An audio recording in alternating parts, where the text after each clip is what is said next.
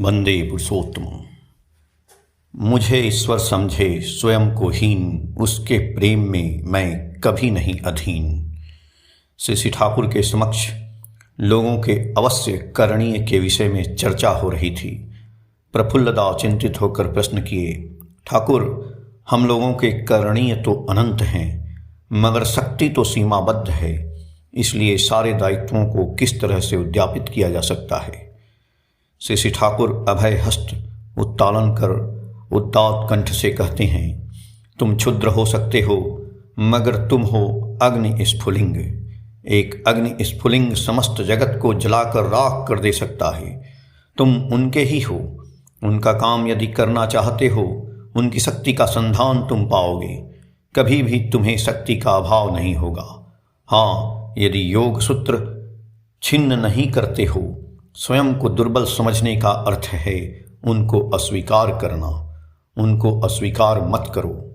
मुझे ईश्वर समझे स्वयं को हीन, उसके प्रेम में मैं कभी नहीं अधीन। हम यदि प्रिय परम को ईश्वर समझते हैं एवं वे यदि शक्ति स्वरूप हैं, तो मैं भी उनकी संतान के हिसाब से उनकी शक्ति का उत्तराधिकारी हूँ। इसलिए स्वयं को हीन समझने का अधिकार हम लोगों को नहीं है।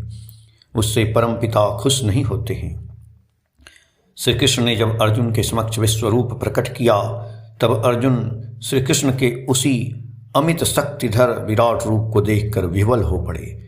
बाद में उन्होंने प्रार्थना किया, प्रभु, तुम चतुर्भुज रूप अर्थात सीमायित होकर मेरे सामने दर्शन दो।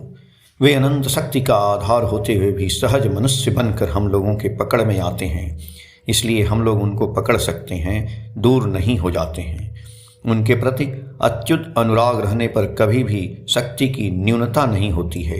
उनको प्रेम करने का अर्थ है उनकी सेवा में सर्वशक्ति को नियोग करना। अपनी प्रत्येक प्रवृत्ति को यदि उनकी सेवा में नियोजित करते हैं, तब वे सारी प्रवृत्तियां हमारे बाधक न बनकर सहायक बन जाएंगी।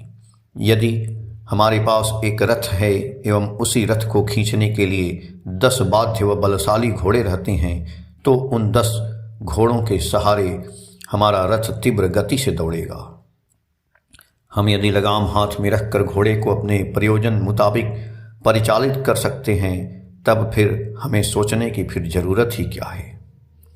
तुम सिर्फ मोछ पर ताव देकर अक्लेश सहित घोड़े के मुख से लगी रस्सी को कायदा मुताबिक खींचोगे, देखना तब गाड़ी द्रुत गति से दौड़ती जाएगी।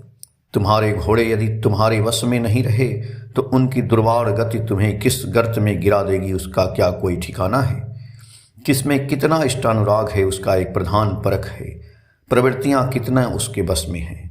जो इष्ट के हाथ में रहता है, प्रवृत्तियां उसके हाथ में रहती हैं। जो जितना प्रवृत्ति के हाथ में रहता है, वह उतना इष्ट के हाथ के बाहर रहता है। इसलिए अनिष्ट अर्थात क्षय व क्षति उसके जीवन में अनिवार्य हो जाती है। साधारणतः हम लोगों में जीवित महापुरुष की अपेक्षा विगत महापुरुषों के प्रति श्रद्धा ज़्यादा रहती है। कारण वैसा रहने पर हमें अपनी प्रवृत्ति की परिधि में चलने में सुविधा होती है। वैसा चलन कोई संघात की सृष्टि नहीं करता है। फलतः हम पूजा पाठ करते हुए भी अपनी प्रवृत्ति के अधीन ही रहते हैं, और जो ही हमारे प्रयोजन का आपूरण नहीं होता है, भगवान को उत्तरदायी बना देते हैं।